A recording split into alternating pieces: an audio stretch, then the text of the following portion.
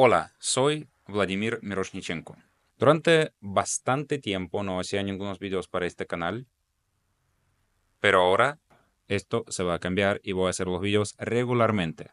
Así que si te gusta saber algo sobre la política mundial, sobre la política de Europa Oriente, de Europa Oriental, de Medio Oriente y de otros países, no olvides de suscribirte. Ahora al tema. Hace un poco más que una semana, el presidente de Ucrania, Vladimir Zelensky, y el presidente de Estados Unidos, Donald Trump, pelearon en la oficina oval de Casa Blanca. Bueno, pelear con Donald Trump no es algo nuevo, ¿cierto? Pero aquí tenemos que ver el contexto. Y el contexto no refiero a la misma pelea. Porque de verdad ya muchas personas hablaron mucho sobre esto y de verdad no quiero ser uno más quien va a decir si Zelensky era suficientemente diplomático o no. De verdad yo creo que esto no importa. Lo que es importante son las consecuencias de esta pelea. Les recuerdo que Zelensky llegó a la Casa Blanca para firmar el acuerdo de metales de tierras raras. Entonces, todo esto no tenía nada que ver con la ayuda militar de Estados Unidos. Quizás en la cabeza de Donald Trump sí tenía algo que ver, pero de punto de vista documental, de punto de vista, digamos, diplomático, de punto de vista político, no tenía nada que ver. Después de esta pelea, Donald Trump decidió parar toda la ayuda a Ucrania, toda la ayuda militar. Les recuerdo otra vez que el acuerdo no era sobre la ayuda militar, era sobre los metales de tierras raras. Entonces, ¿qué podemos decir de esto? Miren, yo creo que si Trump, después de una pelea con Zelensky, decide no dar ningún apoyo más a Ucrania, esto sería bien, o sea, sería comprensible por lo menos. Si Trump decide, por ejemplo, no dar más ayuda que daba Joe Biden, esto también se entiende. Pero el problema es que Trump no decidió no dar más ayuda a Ucrania en el futuro. Trump decidió parar la ayuda ya aprobada por el Congreso. Entonces esto significa, como por ejemplo, nosotros firmamos un acuerdo y después yo les digo que, miran, peleamos sobre otro tema, entonces yo no voy a hacer mi parte de este acuerdo. Así no se hace. Así simplemente no se hace. De verdad no es la primera vez cuando Estados Unidos hacen algo así. Si hablamos sobre Ucrania, porque muchos dicen que los Estados Unidos no deben nada a Ucrania, miren, sí deben, pueden ver el memorándum de Budapest. Memorándum de Budapest era un memorándum, un documento firmado en Budapest, obvio, donde Estados Unidos, Federación Rusa y Gran Bretaña llegaron a acuerdo con Ucrania, que Ucrania cede de ser un país nuclear, mientras que estos países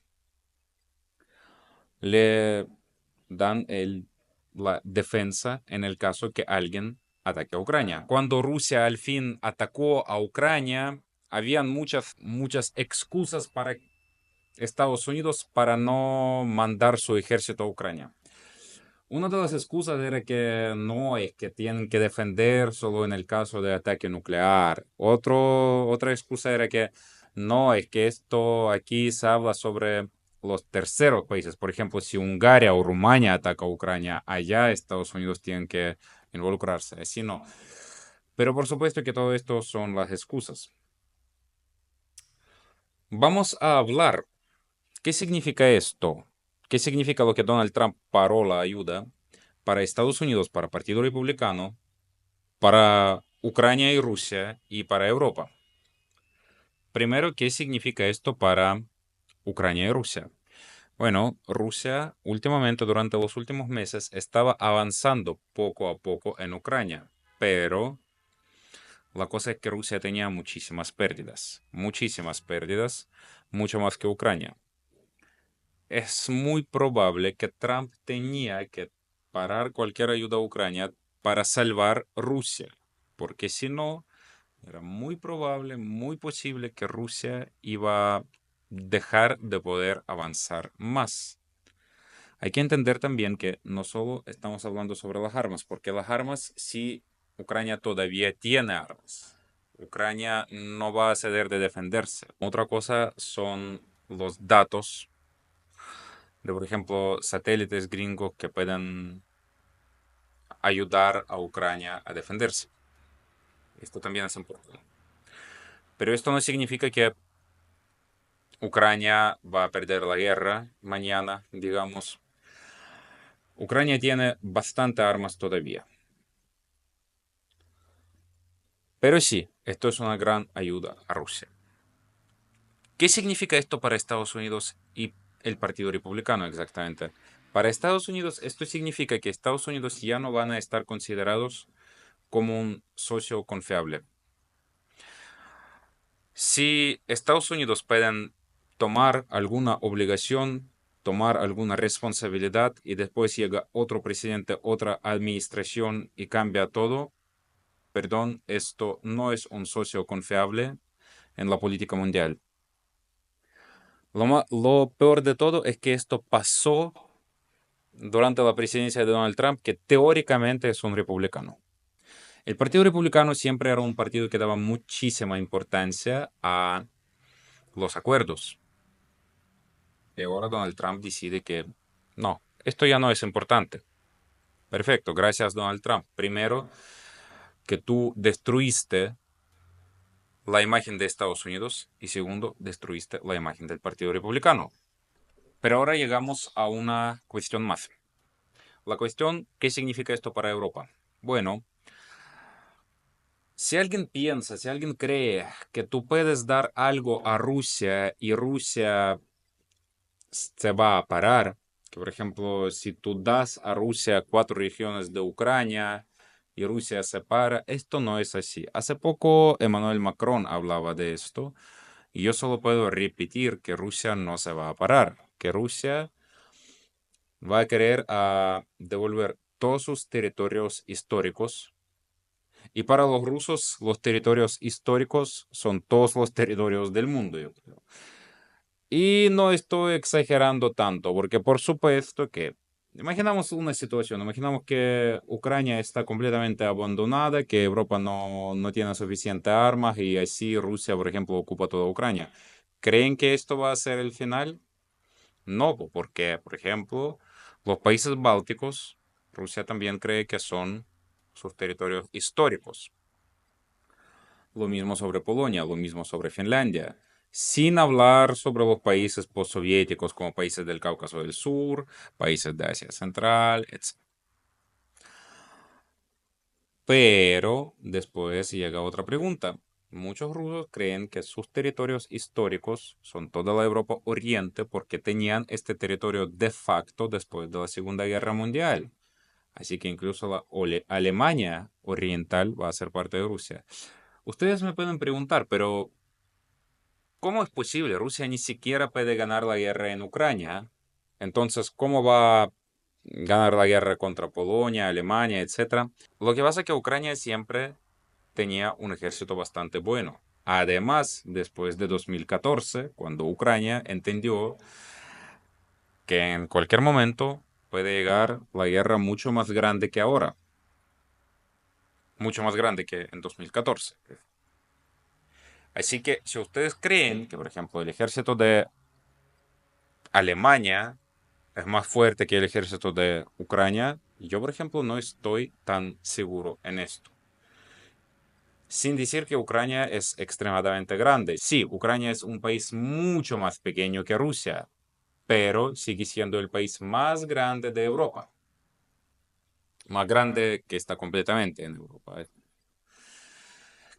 Entonces, tú necesitas simplemente mucho más tiempo para avanzar por un tierra, por un territorio tan grande, mientras en Europa no hay este problema. Entonces, existe la posibilidad que Rusia va a avanzar y ocupar los territorios de países europeos mucho más fácil que los territorios de Ucrania. existe la posibilidad que después de, no sé, 10, quizás 20 años, Rusia va a ocupar a toda Europa. Y en este momento, ¿qué va a pasar? ¿Rusia va a ceder? ¿Va a decir que esto es suficiente? No, porque sin ni siquiera hablar sobre Alaska, que era parte de Rusia y también son parte de sus territorios históricos, sin ni siquiera hablar sobre California, donde había Portros, que también era ruso, y por supuesto que California, de punto de vista de la propaganda rusa, en cualquier momento se puede convertir en territorio histórico de Rusia. Pero si hablamos sobre toda América, yo escuché hace un par de años en este momento esa era como más o menos como broma, pero nosotros sabemos perfectamente cómo alguna broma se puede convertir en una posición de propaganda rusa. Esta broma era que de verdad toda América es la tierra histórica de Rusia, porque los pueblos indígenas de América llegaron inicialmente como antepasados de pueblos indígenas, llegaron de Siberia, y como Siberia es rusa, así toda la América es rusa, y los pueblos indígenas son ocupadas por los europeos y se deberían estar desocupados con la ayuda de sus hermanos rusos.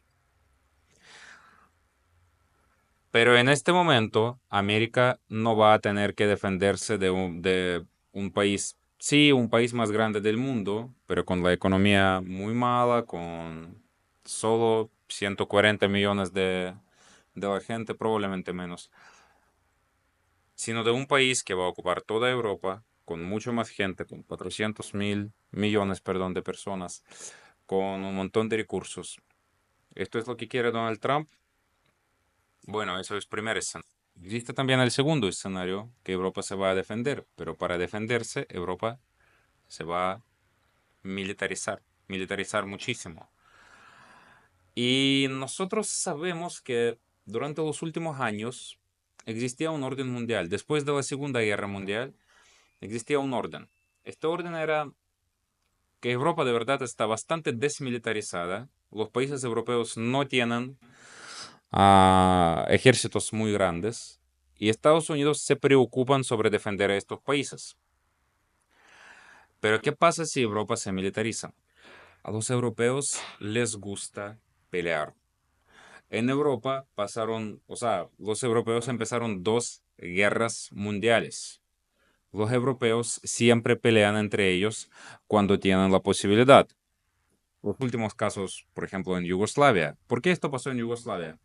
Porque los ex-yugoslavos, perdón, son peleadores. No, no más que alemanes o franceses, sino que en Yugoslavia todavía no existía este orden, que los ejércitos de estos países son muy pequeños, pero Estados Unidos los defienden de los chicos malos, como Unión Soviética y después, por ejemplo, el terrorismo islámico, etc. Así que Donald Trump ahora hizo todo lo posible para traer la Tercera Guerra Mundial, porque la cosa es que existen dos posibilidades. Primero, que Europa no se puede defender de Rusia y Rusia ocupa toda Europa. Y segundo, que Europa se militariza y después probablemente van a empezar a pelear entre ellos. Yo no sé qué posibilidad es peor, de verdad, pero ambas son bastante malas. Bueno, gracias, Donald Trump. Y aquí podemos ver como una pelea pequeña entre dos presidentes puede cambiar todo el mundo y tener muchísima influencia a la historia mundial. Lo peor de esto, yo creo que ahora no existe la vía atrás, porque incluso si mañana Donald Trump va a decidir otra vez dar toda la ayuda posible a Ucrania, esto no se va a cambiar mucho porque todos van a saber que ahora Donald Trump decide esto y mañana va a decidir otra cosa. Y así no se hace política mundial. Muchas gracias por su tiempo, muchas gracias por su atención. No olviden suscribirse a este canal y nos vemos. Chao.